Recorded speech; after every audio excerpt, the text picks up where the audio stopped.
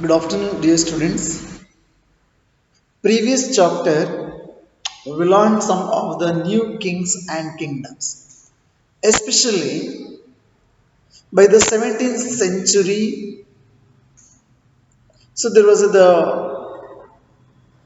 tremendous changes, especially in our subcontinent. So there were the emergence of new dynasties, and also there were the new kinds of administration in those kingdoms and all. And we learned so many things, especially some of the resources to know about, and even so how they were collected the sources to maintain the warfare and so on so things. And also we studied about the southern part, especially the Cholas, and whatever they were contributed a lot for art and architecture and also administrative systems and even the agricultural system and so on so things. So the maximum, dear students, it is all about except Delhi, what the present, what we used to call as the Delhi. So we not covered or studied more in that. So here in that second chapter we observed that some of the regions, for example, the Kaveri Delta. So, the Kaveri Delta, it was one of the center of large kingdoms. And also, we studied some of the kingdoms which were emerged in the Kaveri Delta and with their capitals. And also, dear students, in southern part of the subcontinent, there were many new kings and kingdoms. But the Delhi became important city only in the 12th century. So before 12th century, so Delhi it was not an important city or kingdom. For example, you see page number 31 of your or the third chapter, the Delhi Sultans, the table 1. So the Delhi it was actually in the beginning ruled by Tomaras, especially Rajput dynasties. Rajput dynasties. The Delhi in the earliest period, so ruled by Rajput dynasties. See, there were so many the subgroups amongst the Rajput dynasties, such as Tomaras, okay, and afterwards Anangapala or Palas. They were also called as Anangapalas and Chahamanas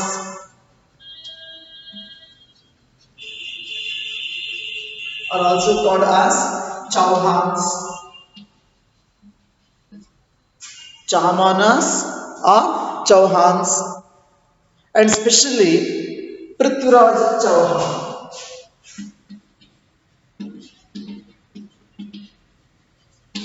Prithviraj Chauhan.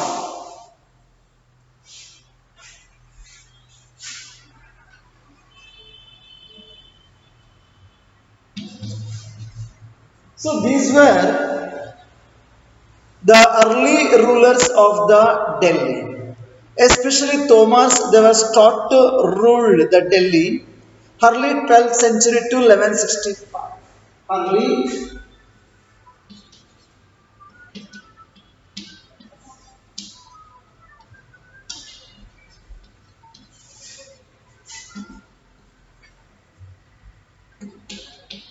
1165. And after Paulus, 1130 to 1145. 1130 to 1145. And afterwards, Chauhans, or those who are called as Chahamanas. Chahamanas or Chauhans. So they were ruled Delhi 1165 to 1192. And we also know that in the Chahamanas or Chauhanas, Prithviraj Chauhan was one of the greatest warrior in this dynasty. He was ruled Delhi 1175 to 1192. 1175 to 1190. He was the last powerful king of Chauhana dynasty. Are you getting these students? See, here the Delhi first became the capital of a kingdom of under the Tomara Rajputs. So that was the first. Many of you may doesn't know about that. Delhi and Delhi Sultans ಅಷ್ಟೇ ನಮ್ಮ ಕಣ್ಣಿಗೆ ಕಾಣ್ತಾರೆ ಮಕ್ಕಳು. But actually the Delhi first became the capital of a kingdom under the Tomara Rajputs. So especially these Tomara Rajputs were defeated in the middle of the 12th century by the Chauhans or Chahamanas. The same so the same Rajput family only. So here actually these Chahamanas or Chauhans, they were very powerful in Ajmer. And it was under the Tomaras and Chauhanas that Delhi became an important commercial center also. During Tomaras period and as well as during Chauhan's period, the Delhi became an important commercial center. And many rich Jain merchants lived in the city and constructed several temples. And also there were minted coins also, and those coins were called as Delhi Wall. Delhi Wall. So Delhi Wall, it was the name of the coin. Okay, so it was a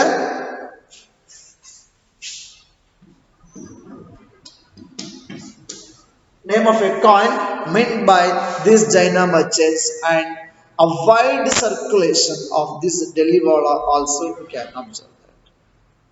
And afterwards, the transformation of Delhi into a capital that controlled vast area of the subcontinent started with the foundation of the Delhi Sultanate, that also in the beginning of the 13th century. And afterwards, dear students, the transformation of Delhi as a capital that controlled vast area of our subcontinent, that was started with the foundation of the Delhi Sultanate in the beginning of the 13th century. In the beginning of the 13th century. Then afterwards, so the Delhi became one of the prominent administrative center in our subcontinent. Now let us discuss about before that the early Turkish rulers. Early Turkish rulers. So this is actually we came to know that Rajput dynasties, especially the Delhi, it was as a capital under the kingdom of the Tomara Rajputs, and then Chauhans, and then especially the Prithviraj Chauhan. Then later in the beginning of the 13th century, the Delhi became one of the capital, so which was controlled the vast area of our subcontinent, so with the foundation of the Delhi Sultanate. Understood? Now let us discuss the early Turkish rulers. Early.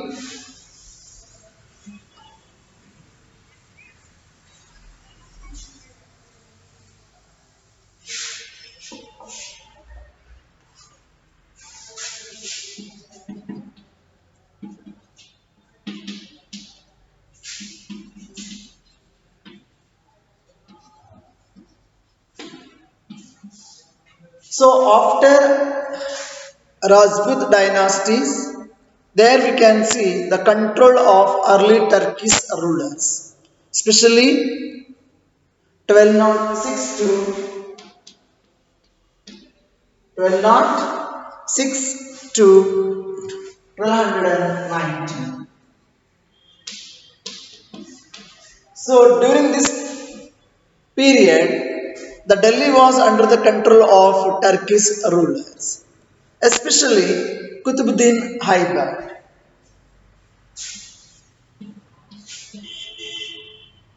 Qutbuddin Aibak.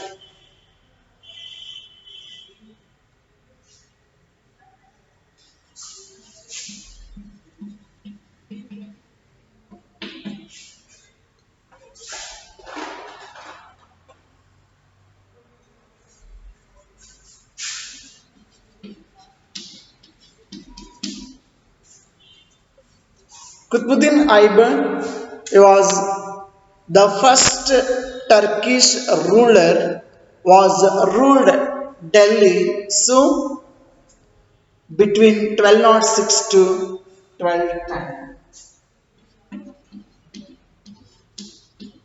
1210.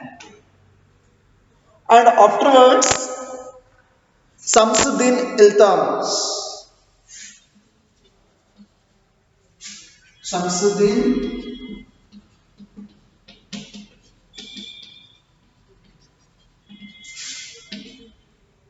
Iltutmish. So 1210 to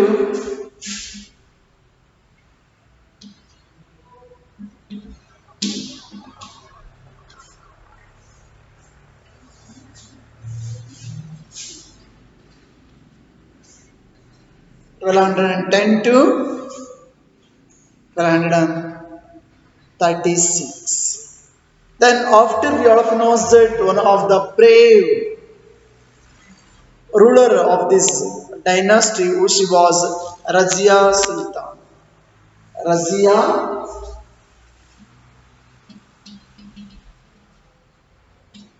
who she was ruled Delhi 1236 to 1240. Who she was the first the female ruler in the Delhi Sultanate and as well as in the subcontinent. And afterwards, Ghiasuddin Balban.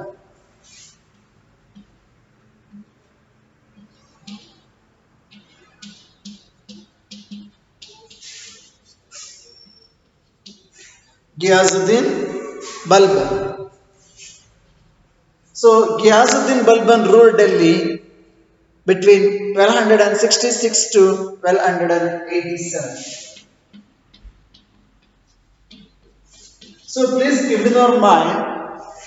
So these were the rulers, those who are ruled Delhi after the Rajput dynasties. So they were all belongs to Turkish. They were all actually Turkish. See, dear students, the Delhi Sultans built many cities in the area that what we can see in the present day, which is known as Delhi.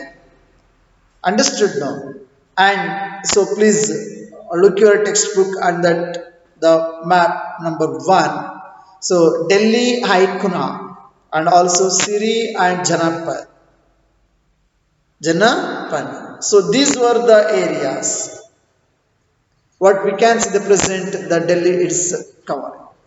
So after the Turkish rulers, there we can see the Khalji dynasty, which is also called as Khilji dynasty. So this we all knows that this early dynasty, it was well known as, I mean this Turkish dynasty is well known as slave dynasty.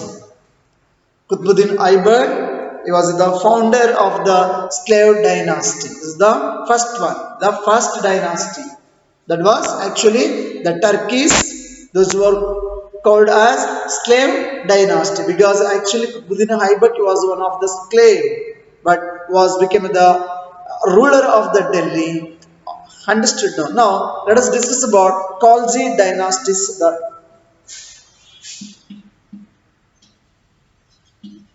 Khalji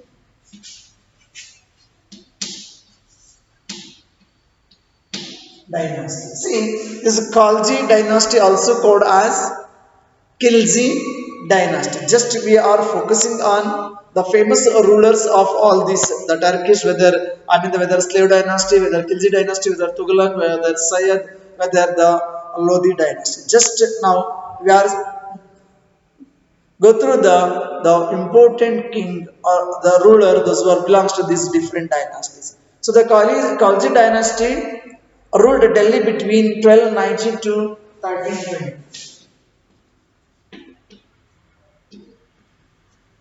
1219 to 1320. So this was the period of Khilji dynasty.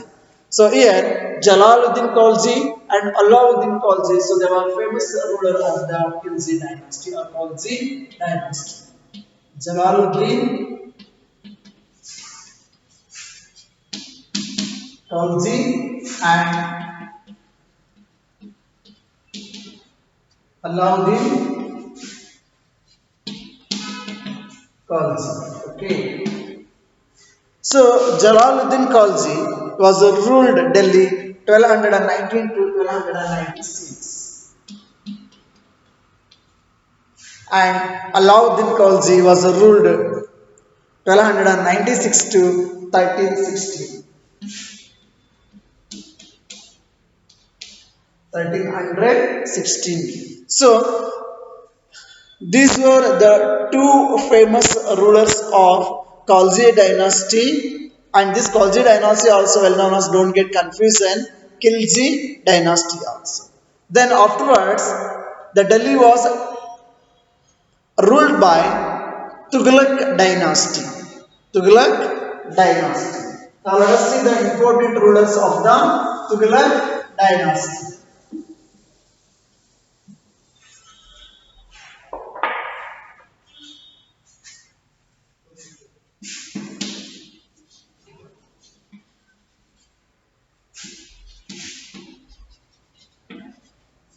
Tughlaq dynasty. So Tughlaq dynasty ruled Delhi between 1320 to 1414. 1414. So between this period, the Delhi was under the control of the Tughlaq dynasty. So here the famous rulers were Ghiyasuddin Tughlaq,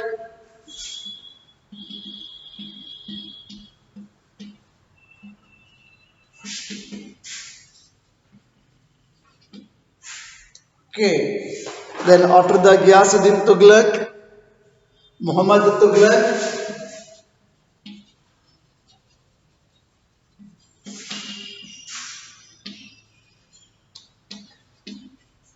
and after the Muhammad Tughlaq, Firoz Shah Tughlaq. Firoz Shah Tughlaq. So Ghiyasuddin Tughlaq ruled Delhi between 1320 to 1324. Okay, and Muhammad bin Tughlaq or Muhammad Tughlaq ruled Delhi to 1324 to 1351.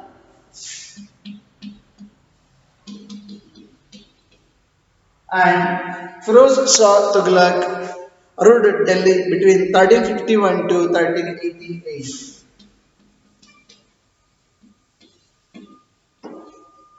1351 to 1388. So these were some of the famous ruler of Tughlaq dynasty. So such as Ghiyasuddin Tughlaq, Muhammad bin Tughlaq and Firoz Shah Tughlaq. And after the Tughlaq dynasty, the Delhi goes under the control of Sayyid dynasty.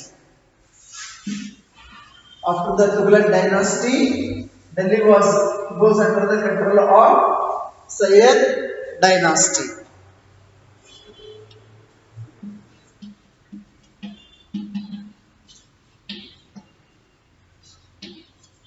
So here, the Sayyid dynasty ruled Delhi between 1414 to 1451. So one of the famous ruler was of this dynasty was Khizr Khan. Khizr Khan was ruled Delhi between 1414 to 1421. So after the Tughlaq dynasty, Delhi goes under the control of Sayyid dynasty, and here Khizr Khan was one of the famous ruler of the Sayyid dynasty, was ruled 1414 to 1421. Then afterwards, the Delhi goes under the control of Lodi dynasty. The Delhi goes under the control of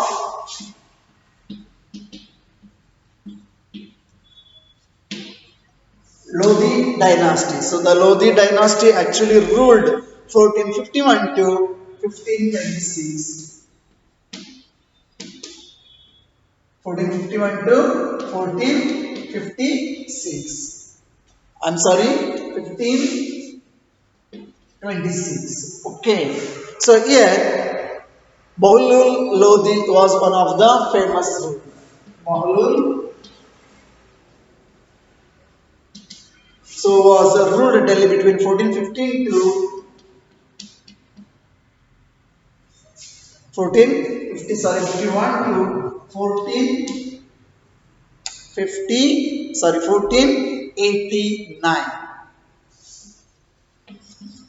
So dear students, after Sayyid dynasty, the Delhi goes under the control of Lodi dynasty, and Bahlul Lodi was one of the famous ruler of this dynasty, was ruled Delhi between 1451 to 1489. See, these were some of the earliest dynasties which were ruled Delhi, especially the Rajput families. So the Rajput families only started to rule from the Delhi, especially the Tomaras, afterwards Paulas, and afterwards Chauhan, especially the Prithviraj Chauhan. And after, so the Turkish rulers' administration, the Delhi goes under the control of Turkish. Especially the slave dynasty was the founder of the slave dynasty, Qutbuddin Aibak. Then after, the Delhi was ruled by Khiljis, and after Tughlaqs, and after Sayyids, and after Lodis. So these were some of the earliest dynasties, those who are ruled Delhi. So about these dear students, we are going to learn in the next class, especially. So now the next class, so we go through some of the resources, or finding out about the Delhi Sultans, whatever the archaeologists or historians they were found. So all those through we are going to discuss in the next class. Thank you. Have a nice day.